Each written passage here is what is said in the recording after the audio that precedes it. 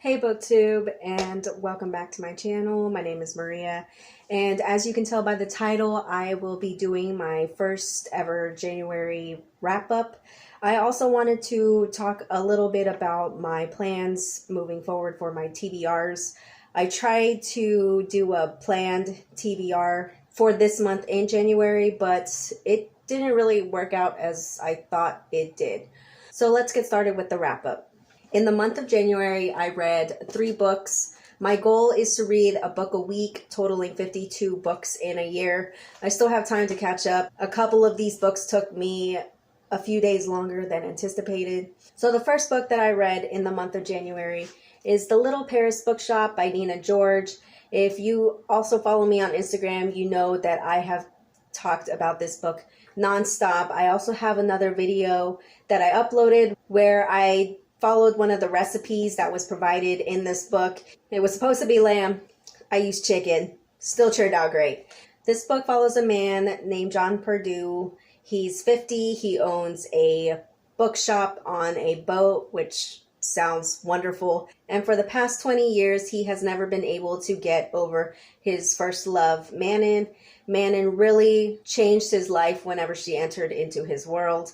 We follow him going on this quest to get some closure, to help him move on with his life, because he realizes that he has just been staying stagnant in life for the past 20 years. He meets really good people along the way. I love the characters in this. The scenery was beautiful. The story was heartbreaking and funny, and it spoke to your soul. And as you can see, I love this book. I've even tabbed the crap out of this book just so I can go back one day and look at all the beautiful phrases and quotes that came from this book.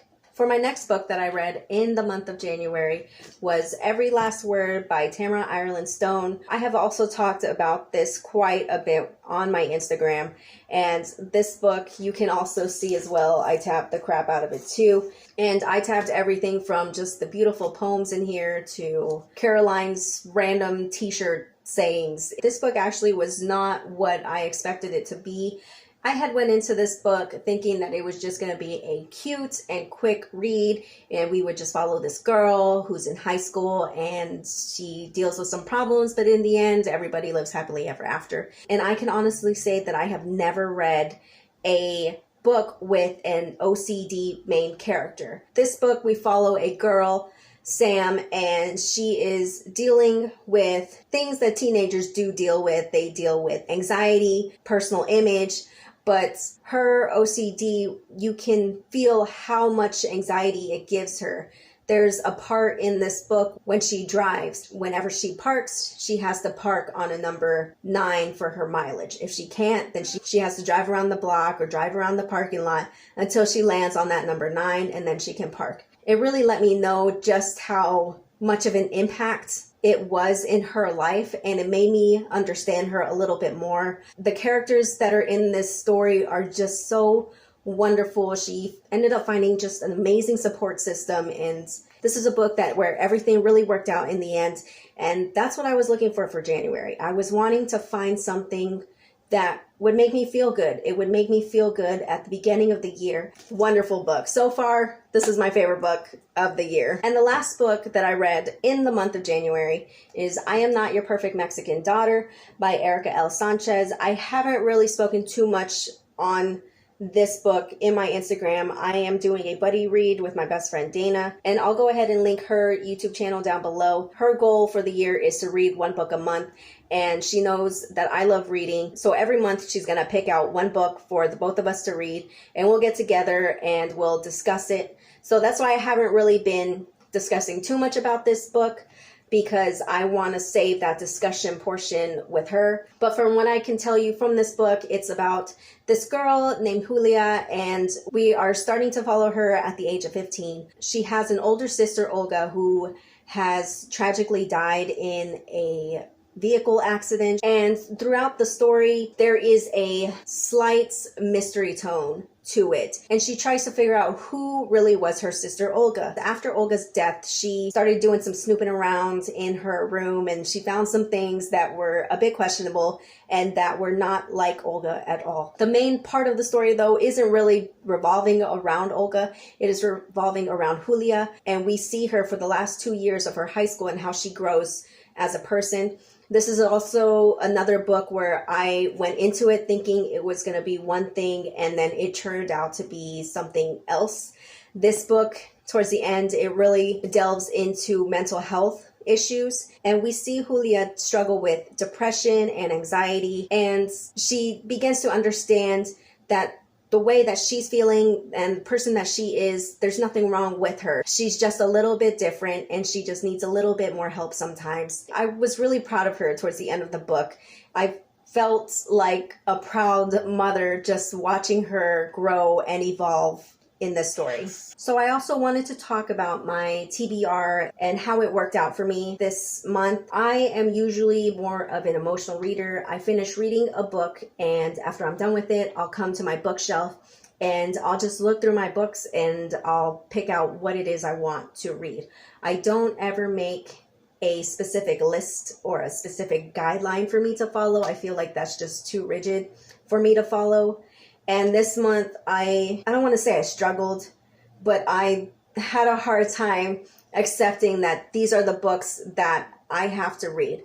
And although I'm glad I read them, I just got to this point where when I was reading one book, I would still be thinking about the next 2 books that I had to read. And it felt like I had such a conflicting war going on inside my head, because I would be thinking about these other books and I would tell myself, I need to finish reading this. I'm going to give myself 2 more days to finish reading this. And then I need to move on to the next book. And I just can't do that because I'm not really focusing on the current story at hand. So for my TBRs moving forward, I'm not going to have a solely dedicated TBR video like other booktubers have, because I just can't do it. I can't give myself a list of books and make myself read them, because I won't be happy.